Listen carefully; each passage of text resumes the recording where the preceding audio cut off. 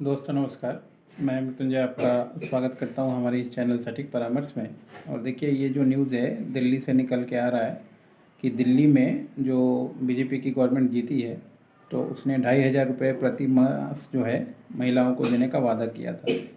तो इसमें बहुत सारा ट्विस्ट है जो अब जो निकल के खुल के आ रहा है, और गवर्नमेंट ने अनाउंसमेंट किया है और उसमें क्या क्या चीज़ें रखी हैं ये देखने वाली बात है, क्योंकि हर एक महिला को ये पैसा नहीं मिलने वाला है। गवर्नमेंट का बहुत सारा टर्म्स कंडीशन है, फैमिली का बहुत सारा टर्म्स कंडीशन है, उसके बाद ही ये पैसे के लिए आप एप्लीकेशन कर सकते हैं। देखिए, सरकार जो अनाउंसमेंट करती है वो मुद्दा अलग होता है और पीछे का खेल अलग होता है। तो इसीलिए ज़्यादा उतावले में आके किसी को भी, चाहे कोई भी सरकार हो, तुरंत बहकावे में ना आ जाए। पीछे का समझे कि क्या हो सकता है, नहीं हो सकता है। 2,500 रुपये प्रति माह अगर सबको दिल्ली में दे तो ऐसे ही बर्बाद हो जाएगी वो सरकार।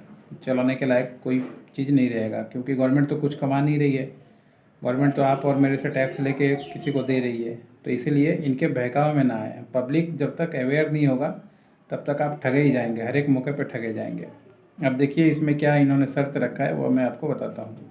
ये सिर्फ एक स्टेट की गवर्नमेंट की बात नहीं है कि ये दिल्ली में ही होगा। जहाँ भी ऐसा अनाउंसमेंट होगा यही काम होगा, क्योंकि इनके दम नहीं है कि आप ला के दे दो। कहाँ से दोगे?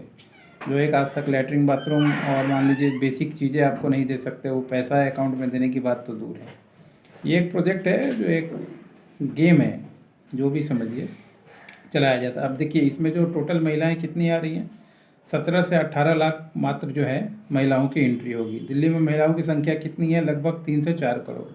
अब 3-4 करोड़ महिलाओं में अगर मान लीजिए आपको सिर्फ 17-18 लाख को देना पड़े तो ये तो बिना अनाउंसमेंट के भी दे सकते थे।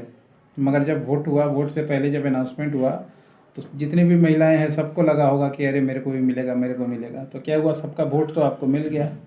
मगर अब वोट मिलने के बाद आप क्या कीजिएगा, उसमें छांटिएगा किसका नाक लंबा, किसका कान लंबा, किसका पैर लंबा, और उसके बाद फिर उसको अपना हिसाब किताब कीजिएगा। तो ये दोगलेपन वाली बात जो है, ये गवर्नमेंट या सरकार कोई भी हो करती है। हर एक स्टेट की गवर्नमेंट ऐसे ही करती है। संभल के रहें दोस्तों, नहीं तो इस तरह के झांसे में पड़ेंगे, ज़िंदगी भर पछताना पड़ेगा आपके अगले पीढ़ी को। आप तो चले जाएंगे, अगला वाला मुश्किल में फंसेगा। पिछले वालों ने जो किया हुआ है उसका जो है हम लोग भुगत रहे हैं। अब हम लोग जो गलती करेंगे उसकी अगले वाले ही भुगतेंगे, और अगले वालों को बहुत बुरा हिसाब चुकाना पड़ेगा।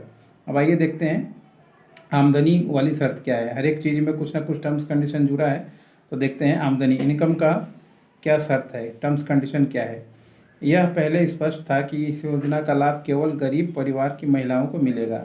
हालांकि गरीब की परिभाषा क्या होगी यह पहले से निर्धारित नहीं था, और दिल्ली सरकार ने विश्वसनीय स्रोतों के अनुसार सालाना आय लगभग सीमा 2.5 साल निर्धारित की गई है, और यह मध्य प्रदेश, छत्तीसगढ़ और उड़ीसा के राज्यों में भी चल रहा है। यानी 2.5 लाख रुपए अगर आपकी फैमिली की इनकम है तो आप गए काम से, तब आपको नहीं मिलना। 2.5 लाख से नीचे है तभी आपके लिए ये जो है एलिजिबल है। अब देखिए, परिवार की एक ही महिला को मिलेगा। अगर किसी का जॉइंट फैमिली हुआ तो वोट तो मान लीजिए आपने सबका लिया, 4-5 महिलाएं सबको लिया, और दीजिएगा किसी एक को, तो वो घर में तो आप लड़ाई करवा दिए भाई साहब। ये तो एकदम घुस गए घर में, और घर में घुस के आपने लड़ाई करा दिया। वोट लिया अलग और लड़ाई कराया अलग, क्योंकि सब घर वाले मिल के किसका नाम देंगे, ये एक बहुत बड़ा बहस का बात है। तो लड़ाई कराना कोई सरकारों से सीखे, इस तरीके से भी घर तोड़े जाते हैं। अब देखिए, परिवार की एक ही महिला को मिलेगा लाभ। दिल्ली सरकार ने यह निर्णय लिया है कि इस योजना का लाभ केवल परिवार की एक ही महिला को मिलेगा, और इस निर्णय के कारण लाभार्थियों की संख्या काफ़ी कम हो गई है। लीजिए, कर दिया गेम। अब अगर आप क्या कर सकते हैं, कुछ कर सकते हैं? आपके हाथ का नहीं है। 5 साल आप झुंझुना बजाएंगे। इसके पहले वाला वो केजरी भाई ने भी यही किया था, और ये लोग भी उसी टर्म्स कंडीशन के उसका ही कॉपी उठा के निकल पड़े। और क्या हो सकती हैं शर्तें? देखिए, महिला समृद्धि योजना का लाभ 21 से लेकर 60 वर्ष की आयु की महिलाओं तक प्राप्त होगा। 60 वर्ष से अधिक आयु की महिलाओं को वृद्धा पेंशन जाता है, इसलिए उनको ये नहीं मिलेगा। जिनको बुजुर्ग पेंशन मिलता है वो उनका कहानी गायब हो गया, उनको नहीं मिलेगा।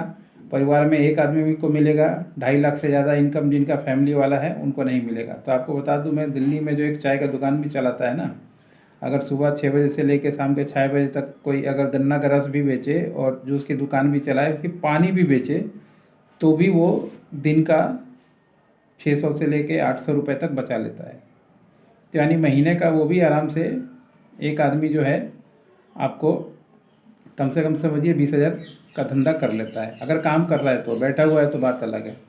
तो आप सोचिए साल का तो वो भी कहानी, वो भी नहीं बेचेगा इसमें। बहुत चालाकी से बनाया जाता है नियम कानून। और यही इसका मेन टर्म्स कंडीशन है कि 2.5 लाख अगर बीपीएल वाले हैं और 2.5 लाख हैं और फैमिली में एक ही आदमी को मिलेगा। और फिर आपको 60 साल जिनको पेंशन मिल रहा है, वृद्धा पेंशन, विधवा पेंशन हो सके, वो इसमें उनको नहीं मिलेगा। तो ये सारा चीज़ है, गवर्नमेंट का कारनामा है। अभी और भी बहुत से स्टेट में वोट होने वाला है।